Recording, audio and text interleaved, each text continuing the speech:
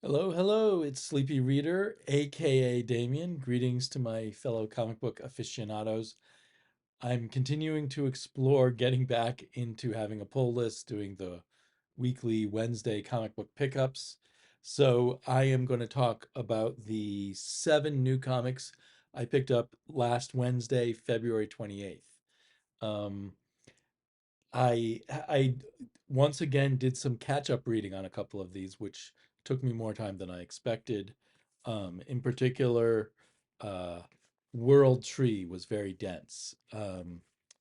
But so it took a while, but I think it was worthwhile. So I'm still struggling a bit with it's not that easy to figure out what comics you like in this current comic book market. Um, so that's an interesting fact in and of itself. I don't remember. I guess other times I did it, I wasn't plunging back in this way. It was more gradual. Um, like for instance, during New 52, way back when, now 12 years ago, when I started this channel, New 52 drew me in, and then I picked up other stuff along the way and slowly, found stuff I liked, which ultimately became mostly indie comics, I think. So yeah. Anyway, there was only one comic that I really kind of felt like I'd wasted my time on, and that was unfortunately Giant Size Fantastic Four. You can barely see the four on that cover. I really liked this cover. I liked the look of this blue guy and the thing here. I thought it was a cool cover. How the invisible girl looks cool there. It was drawn by oh man, Brian Hitch. So I should, but I didn't really like check out closely the interior art, which didn't appeal to me a whole lot. I guess it's not horrible, but it kind of continued my feeling of frustration maybe at ugly coloring, and also artists who don't, I don't know, they haven't learned the lessons of superhero comics in the past. Like for instance, posing the heroes in interesting ways. Um, I'm trying to find good examples, but it just often felt like characters were just sort of standing there vertically, up and down, exciting poses and stuff. Um, and even when they're fighting, it's not like as dynamic as we'd like. It was not terrible.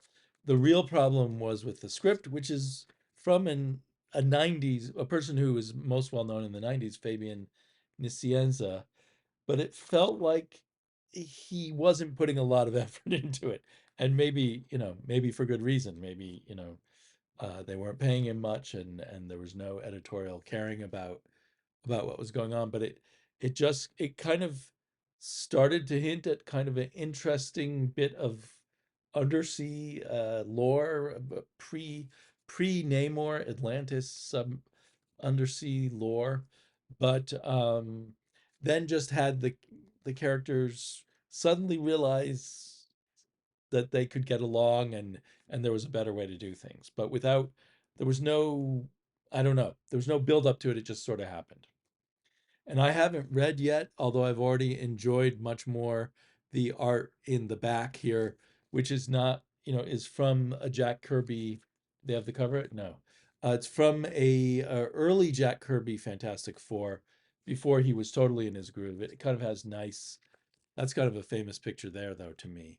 It has nice inking by Chick Stone, and here you get all kinds of dynamics, even though the art on is simpler.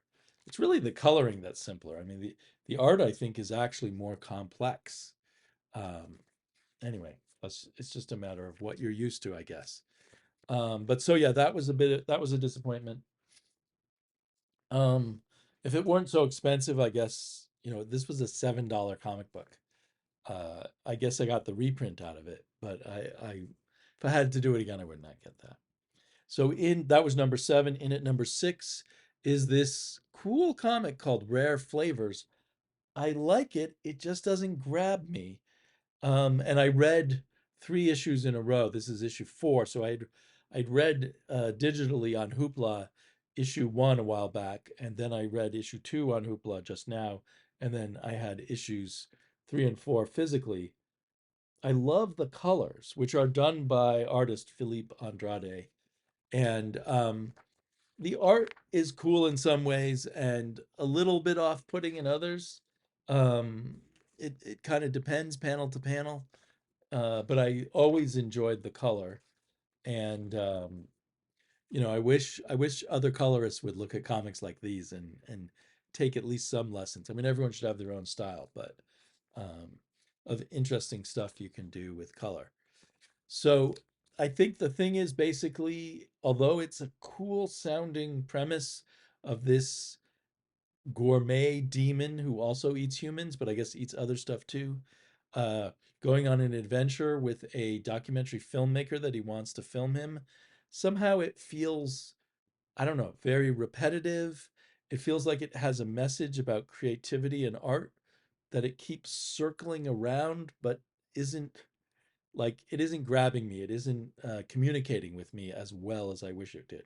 So that's why I put it in at number 6. But I'll probably keep reading it because I do enjoy the art and I'm curious as to where it's going. I think maybe my gut feeling right now is the 4 issues I read could have been 2 issues. So it feel because of the repetition and such. But maybe if I read it all together, I would, in a trade, I would ultimately see why it had to be the way it is. And I don't know how many issues there are going to be total, but it didn't end with issue 4, but it's got to end pretty soon, I'm thinking. Maybe it's 5 issues, maybe 6. That's just my guess. So, like I said, everything over except for that first one is definitely comics I like. Probably all I will continue to get for now. Um, if Rare Flavors were like a really long running series, then I might say I'll wait for trade or wait to read it all on Hoopla or something like that. I really enjoyed Crashdown. Um, I think the writers, Tom Garcia and Ryan Sargent, fellow YouTubers, are doing an excellent job of developing characters and developing the situation. I still just have the same feeling. I would rank this quite a bit higher if I felt the art matched the story better. It's not that I hate the art, it just doesn't feel like the right. I mean, I I can't say off the top of my head what artist should be doing this, but I could think of a lot of artists maybe that would be a better match for this. But overall, maybe an artist that is enthusiastic about science fiction visually. I don't feel like a Ben Templesmith that maybe science fiction is not his like passion, so he's not putting that much into the science fictioniness of the visuals. Um, anyway, but an excellent story, and I'm really glad that they got this comic into print. I knew it took them quite a while. Uh, I mean, they had written it quite a while back, and it took Whatnot quite a while to get it out there. I think it's 5 issues or 6 issues. Um, so then in at number 4, I'm putting the latest issue of Conan the Barbarian by Jim Zub and Braithwaite. What's Braithwaite's first name? I can't remember. And the colorist, because I think it's just as diabolical, Doug Braithwaite, and dangerous Diego Rodriguez is the color artist. This is a very much a case of the color artist and the line artist working fantastically well together, and together they make this art really cool. I don't know if I would love this line art with some other colorist, maybe who didn't care enough to make it all work, or just sleepwalking through the job or something. I might be wrong. Maybe the line artist could carry it. Um, and I've really been enjoying this second arc of Conan. I continue to feel like it is kind of a weakness that this is all part of a mega arc, that I think Conan would be stronger with some more complete stories. So I think if the last arc was 4 issues and then they made it into a trade, so I think this one may be the end of the next trade, which ends on a total cliffhanger. I'm looking forward to seeing what happens next. I don't want to spoil it, But what Conan does at the end of this issue is a little hard for me. It's not, I mean, it was understandable in the situation they created, but I don't know, for instance, if Robert E. Howard would put Conan in that situation where that what he chose to do is his only solution. It kind of undermines the sense of Conan as sort of ultimately in control of situations he gets into. I mean, sorcery and everything makes things out of control, but he takes control back. I guess you could say he took control back in a certain way. Um, Also, this issue and the last issue, incredibly brutal violence, and now Conan's essentially acting against his will, um, and it's disturbing, um, but in a good way. It's all part of the story. The only thing I didn't like about this is the cover A. Why would this be cover A of Conan? How many sort of stalwart Conan fans are looking for covers that look like this? It may be a very well done cover. It's not to my taste, but I just don't see why you would put it on a Conan comic that looks like this on the inside. Um, I think you would be losing readers with this cover. Maybe you'd be gaining some others. I don't know. So that was number 4. At number 3, I put in World Tree, and it's a bit of a cheat because I read between the trade and the extra issues I picked up, I read 8 issues of World Tree uh, in 2 sittings. I read the first 2 issues last night, and I read the rest today.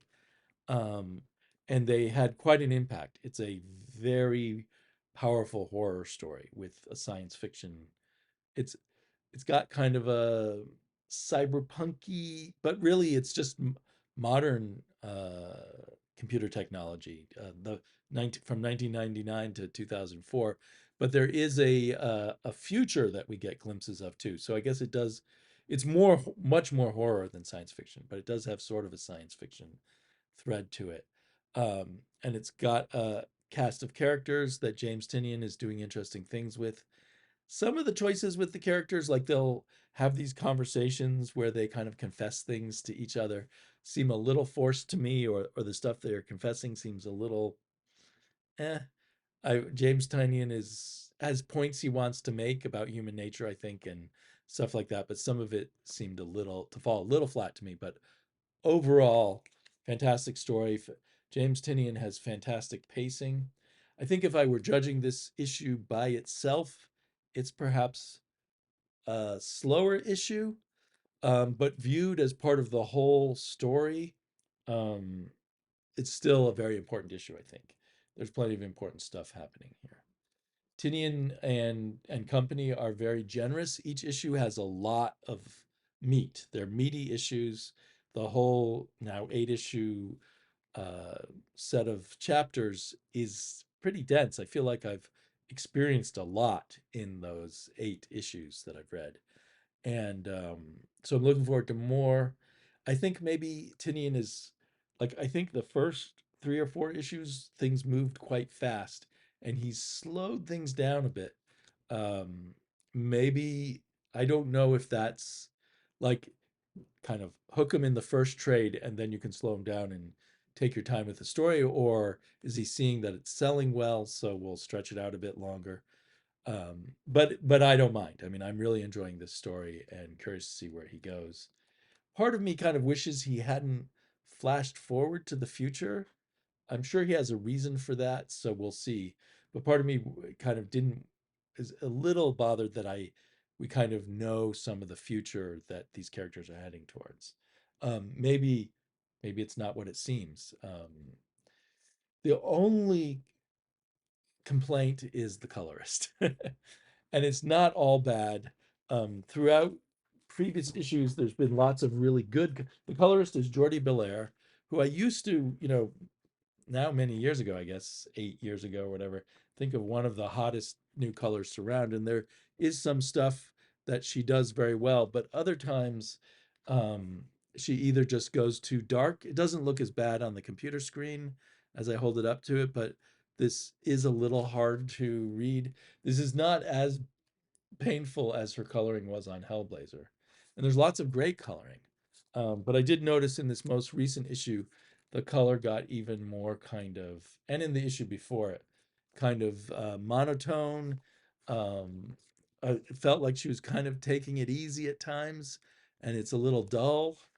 I'm sure you can rationalize reasons why the coloring's like this, but it just, yeah, it seems to flag a little bit. And then you get these really dark pages where, because of the contrast, all you really see are the word balloons until you like stare at the panels.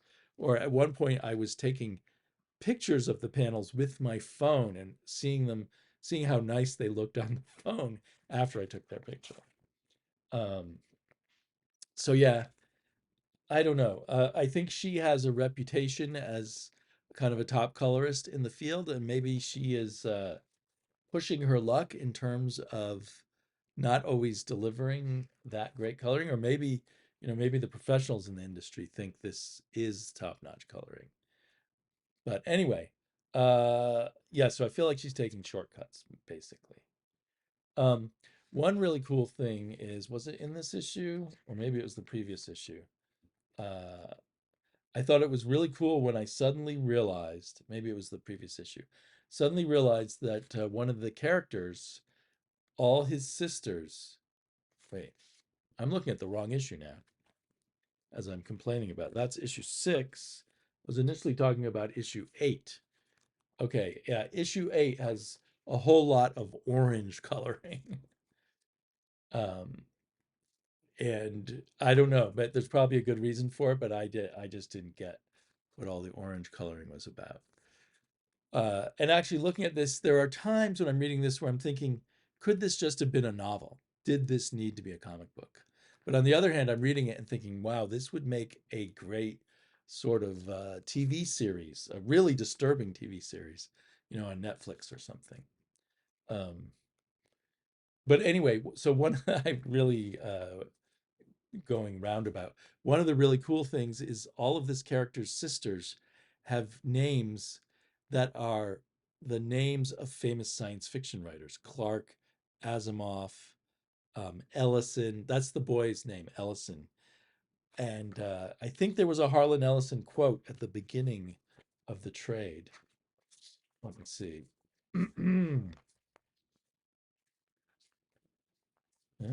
Yeah, the coloring looks a lot better to me early on. Yeah, here's the Harlan Ellison quote from I Have No Mouth and I Must Scream, a story that I used to think was brilliant. Uh, and now I need to revisit Harlan Ellison. Do I really think he's that brilliant? Let me tell you how much I've come to hate you since I began to live. I wonder, there's a computer in I Have No Mouth and I Must Scream. So perhaps that is the computer in there. So anyway, it's a cool series. I'm definitely adding it to my pull list. I don't know how much there's left to it, but I'm very intrigued where it's going. So enjoyed that a lot. And then I enjoyed Ice Cream Man number 38 a lot. This one, I mean, Ice Cream Man always presents you with a kind of short fiction that has a certain kind of avant-garde quality to it, a non-traditional narratives and things like that. And this one feels very much like a Kafka story to me, a Franz Kafka story. It's not an imitation of any Franz Kafka story that I know, but it just seems in the spirit of Franz Kafka. We're in this sort of abstract world where there are two scientists, so we assume there's a science experiment going on where there are all these clones who are forced to do very boring tasks and learn to like it. And so it's almost like an experiment in obedience or something, but it also may be a metaphor for life and have the patience you have to have with the dullness of adult life or something. I'm not sure, but it was very entertaining and kind of mysterious. It also made me think of like theater of the absurd, like Waiting for Godot and that kind of thing. So anyway, I really enjoyed it. You definitely have to shift gears when you read Ice Cream Man to be open to whatever kind of short story Mr. Prince is gonna head your way. What's his full name? uh, W. Maxwell prints. Um, but I look forward to it. I think I've been trained over the years of reading Ice Cream Man to know to expect the unexpected and to expect stories that are, sort of not going to fulfill you in the normal story way, but give you other things to think about and to marvel at. So, and then I'm putting at number one a comic that is kind of controversial to me, but as I always say, this is my super subjective countdown, my thoughts, my responses to things, and I just couldn't help enjoy issue number one of Savage Sword of Conan. It does have terrible, terrible grayscale problems with the art. It probably was it. A bunch of people have theorized that this was done in color, and then just a switch was flipped to make it gray instead of colors, and it didn't balance out. Um, I did read it. I did reread it digitally on Hoopla, and it did look better, but it still also has all this sort of uncanny Photoshop quality. Um, but I really enjoyed the way Conan was drawn himself. Like I really liked this presentation of Conan. It must be a Conan in his early 30s. He's very toughened and war hardened and a bit grizzled already. And I really felt it was a convincing version of Conan at this time in his life. And some of the action was done very well, some was still a little odd. So it was kind of, moments of Uncanny Valley. Um, I then uh, watched this video by someone who hated this issue, and some of his arguments, not his sort of political conspiracy theory part of his arguments, but some of his arguments about the flaws of this story, he was correct about, but I didn't. There was enough good about the story that I didn't really let those things bother me on my first reading. It was only after hearing him talk about it, in particular, certain ways that the female heroine dispatched people was maybe less convincing. But there were lots of cool aspects to the story, and the whole idea of sort of mercenaries motivated by gold and how that can be manipulated was interesting. The near the end where they come into the nest of dinosaurs, that was pretty stupid. The way they got lured into there, but and I even noticed that on my first reading of it. But still, this artist has a lot of cool qualities. I almost, if he just didn't Photoshop stuff so much, it would really be good art. Um, and I'm hoping that they learn their lesson, and now that they've seen the first issue printed, that they'll do a better job with the grayscale. The backup story, written and drawn by Patrick Zurcher, it's part one of I guess a continuing backup story that will be about Solomon Kane, was done very well. Since this may have also originally been color with just the switch flipped, but it worked much better. Maybe it wasn't, I don't know. But because Patrick Zurcher draws everything, it's not a Photoshop collage. It worked much better, even though maybe it would be even better if the grayscale was toned down a little bit. Um, and in fact, I think, in the old Savage Sword of Conan, they did not, in most cases, cover everything in gray, shades of gray. They did splashes of gray here and there so that it interacted with the black art and with the white of the page. And so the doing this kind of art as if it were like a color comic where you have to put some shade into everything, um, I think is a mistake. And hopefully they will explore that more, and not just use their what was I going to say? Just use their you know techniques that are drawn from color comics in modern computer coloring. this was the most awful thing. You cannot read this map at all. um, it's crazy. And it's crazy to think that people publish magazines and don't check what they will look like before they publish them. There was a really good, just Conan, not quite flash fiction, but very short story about Conan, that inspired by the cover by Jim Zub. And he kind of went a little crazy with the purple prose. I think that was an homage to the old-fashioned Conan purple prose, although, and I had fun reading it, but I think Robert E. Howard does it better, but that's no surprise. And there was a fun little article on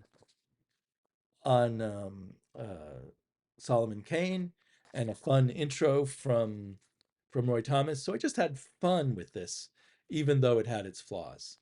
Um, it kind of, looking back on it after listening to I'll put a link to Steve Donahue's hour-long tearing apart of this comic book for those who are interested, and tearing apart of what he thinks are the politics of the comic book industry. But excuse me. But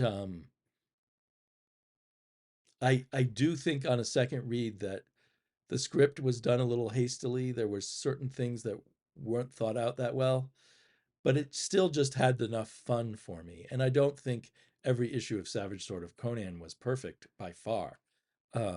Although the earlier issues were generally much more consistent. As it went on, there were a lot more ups and downs, I think, because Savage Sword of Conan went for what, like 230 issues or a little more.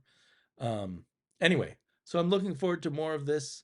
Hopefully, the good will continue to outweigh the bad, and they will improve as they go along. So we'll see. You could hear me complaining about Savage Sword of Conan in a few months too.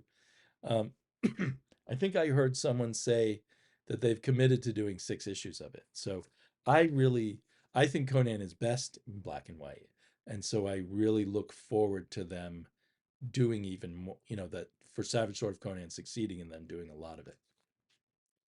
Yeah, so I made that my number one. It kind of feels weird because, in a objectively speaking, Ice Cream Man and World Tree were far, far superior technically and artistically, but I just had more fun with Conan. Okay, so I hope you guys are having fun with your comics overall, and I think I'm starting to get better at this pull list thing. Um, Now I have to remember which things to write my comic book shop to remind them put this on the pull list if I haven't already told them to. So talk to you all soon.